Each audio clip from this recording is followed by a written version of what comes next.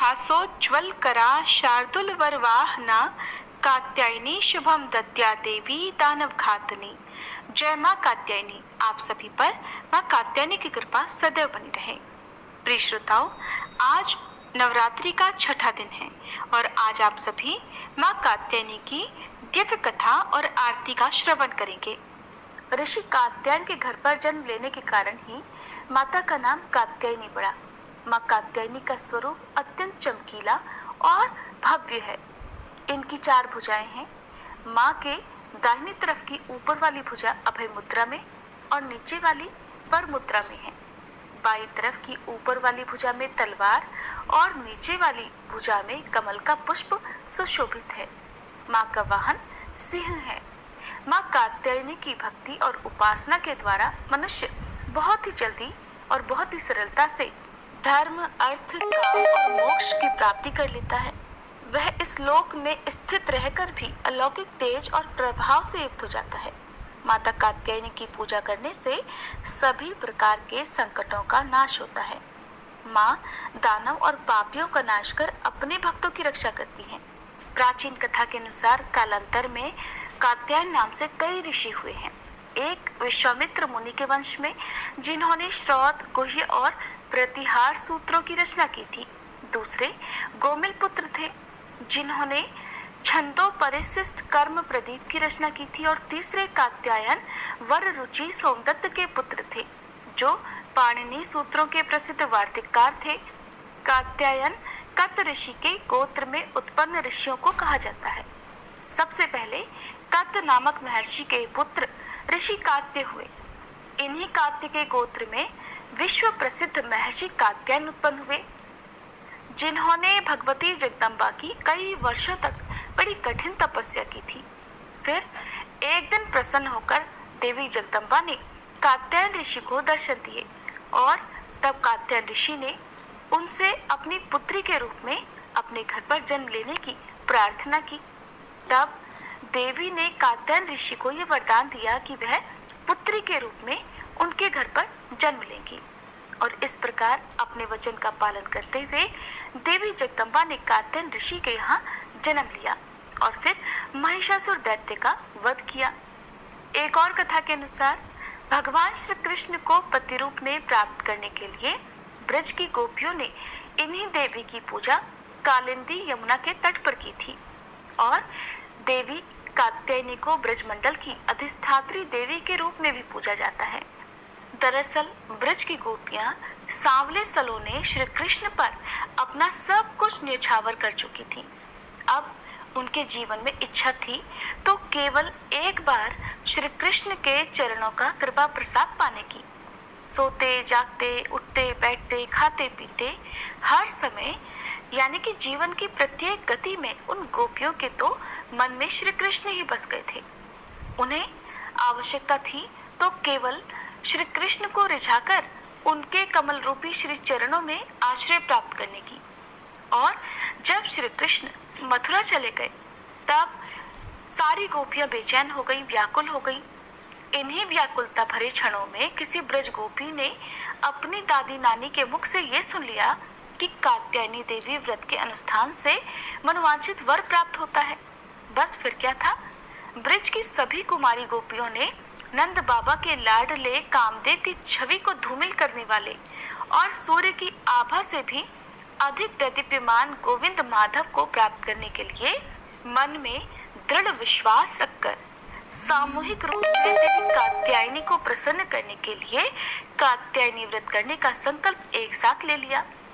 ब्रज गोपियों ने अपने प्राण प्रियतम को प्राप्त करने के लिए माँ कात्यायनी के पूजन का व्रत विशुद्ध भाव से प्रारंभ कर दिया। जब हेमंत ऋतु आई उसके पहले ही महीने में अर्थात मार्गशीर्ष मास में नंद बाबा के ब्रज की कुमारियां कात्यायनी देवी की पूजा और उपवास करने लगी। वे केवल हविष्यान्न ही खाती थी। वे कुमारी गोपियां पूर्व दिशा का सूरज लाल होते होते यमुना जल में स्नान कर लेती, यानी ब्रह्म मुहूर्त में उठ जाती और तट पर ही देवी की बालुका से मूर्ति बनाकर सुगंधित चंदन, पुष्प, तरह तरह के नैवेद्य, धूप, दीप, छोटी बड़ी भेंट की सामग्री, आम, अशोक के पल्लव, फल और चावल आदि से उनका पूजन करती।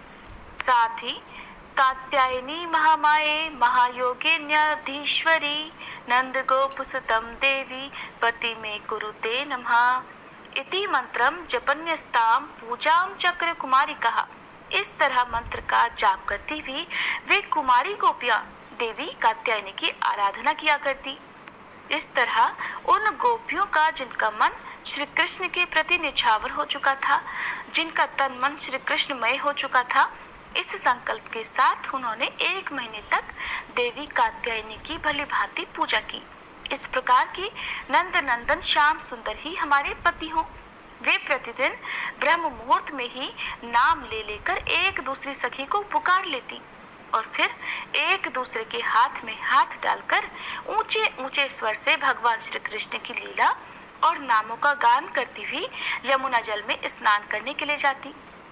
एक दिन सारी गोपियों ने प्रतिदिन की तरह यमुना जी के तट पर जाकर अपने अपने वस्त्र उतार दिए और भगवान श्री कृष्ण के गुणों का गान करती हुई बड़े आनंद से वे जल क्रीड़ा करने लगी।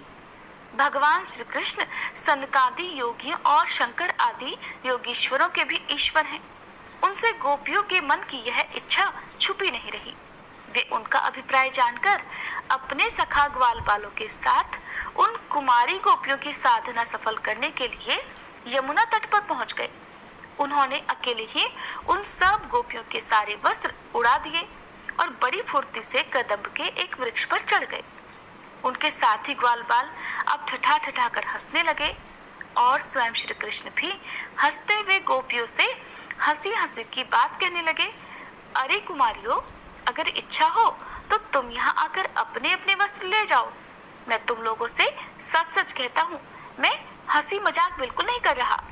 तुम लोग व्रत करते करते दुबली हो गई हो। ये मेरे सखा ग्वाल बाल जानते हैं कि मेरी कोई भी बात कभी झूठी नहीं होती।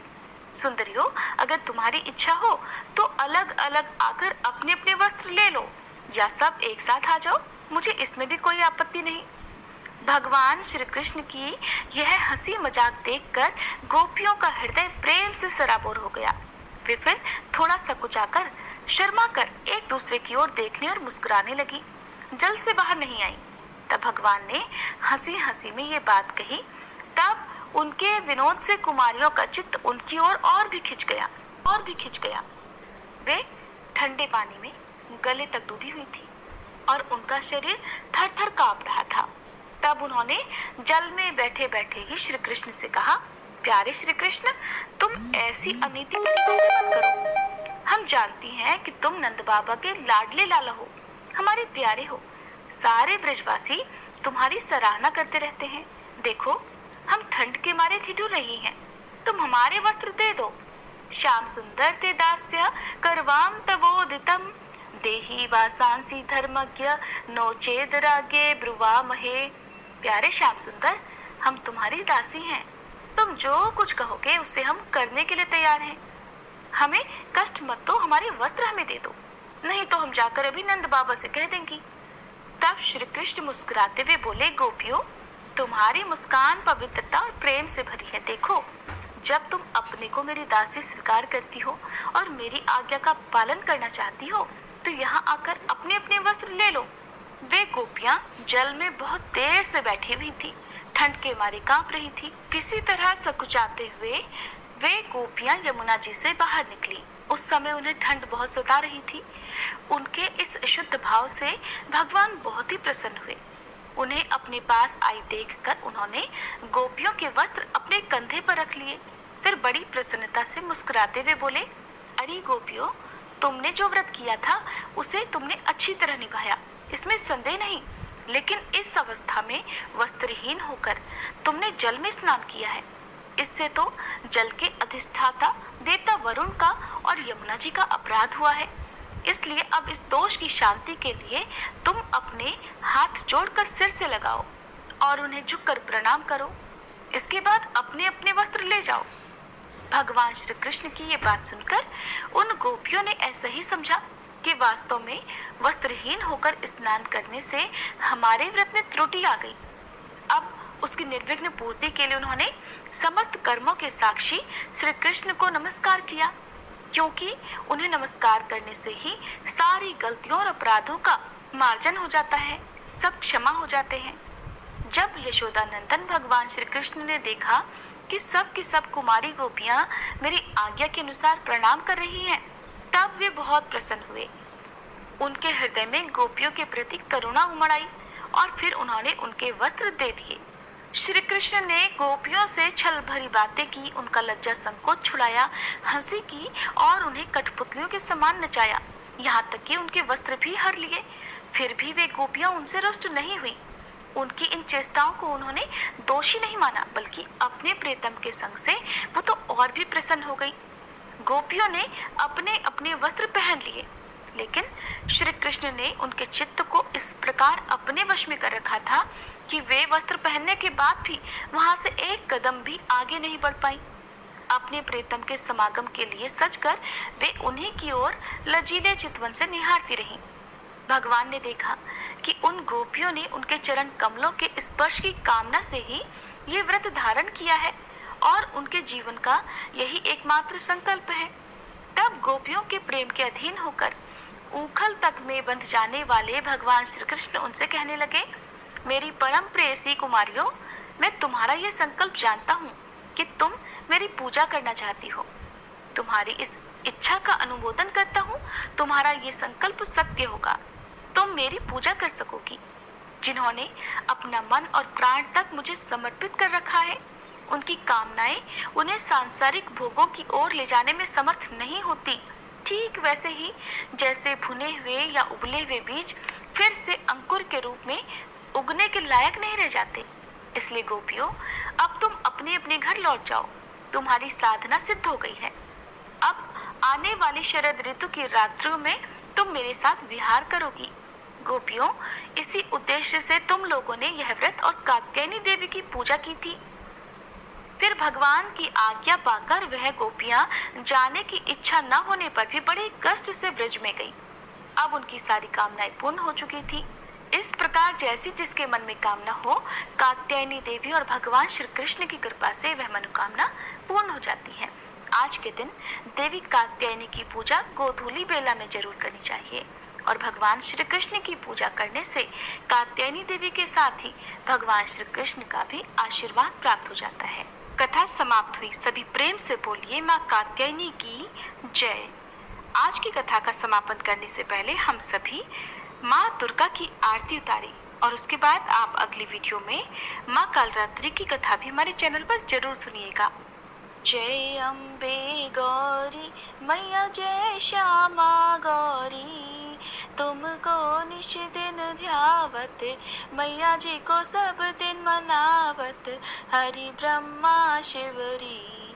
जय अम्बे गौरी, मांग सिंदूर विराजत, टीको मृग मद को, मैया टीको मृग मद को, उज्ज्वल से दो नैना, निर्मल से दो नैना, चंद्र वदननी को। जय अम्बे गौरी, कनक समान कलेवर, रक्तांबर राजे, मैया रक्तांबर राजे, रक्त पुष्प गलमाला, लाल पुष्प गलमाला, कंठन पर साजे। जय अम्बे गौरी, के हरिवाहन राजत, खड्ग खपर धारी, मैया खड्ग खपर धारी, सुर नर मुनि जन सेवत, सुर नर मुनि जन सेवत, तिनके दुख हारी। जय अम्बे गौरी, कानन कुंडल शोभित, नासाग्रे मोती, मैया नासाग्रे मोती, कोटिक चंद्र दिवाकर, कोटिक चंद्र दिवाकर, राजत समज्योति। जय अम्बे गौरी, शुंभ निशुंभ विदारे, महिषासुर घाती, मैया महिषासुर घाती, धूम्र विलोचन नैना, मधुर विलोचन नैना, निश दिन मदमाती। जय अम्बे गौरी। चंड मुंड संहारे शोणित बीज हरे, मैया शोणित बीज हरे। मधु कैटभ दो मारे, मधु कैटभ दो मारे, सुर भयहीन करे। जय अम्बे गौरी। ब्रह्माणी रुद्राणी तुम कमला रानी, मैया तुम कमला रानी। आगम निगम बखानी तुम शिव पटरानी। जय अम्बे गौरी। 64 योगिनी मंगल गावत, नृत्य करत भैरू, मैया नृत्य करत भैरू।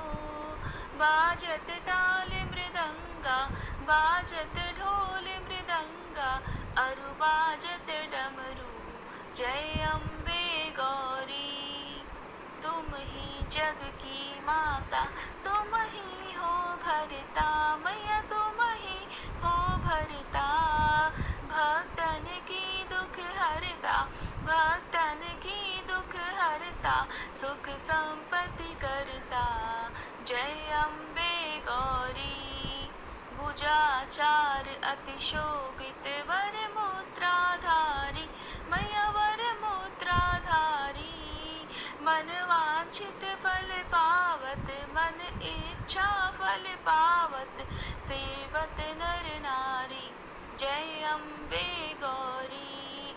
कंचन थाल विराजत, अगर कपूर बाती, मैया अगर कपूर बाती। श्रीमाल के तुम्हें राजत, श्रीमाल के तुम्हें राजत, कोटि रतन ज्योति। जय अम्बे गौरी।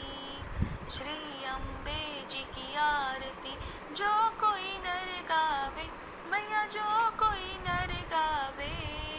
कहते शिवानंद स्वामी, रटत भोलानंद स्वामी, सुख संपत्ति पावे। जय अम्बे गौरी। जय अम्बे गौरी, मैया जय श्यामा गौरी। तुमको निश दिन ध्यावत, मैया जी को सब दिन मनावत, हरि ब्रह्मा शिवरी। जय अम्बे गौरी।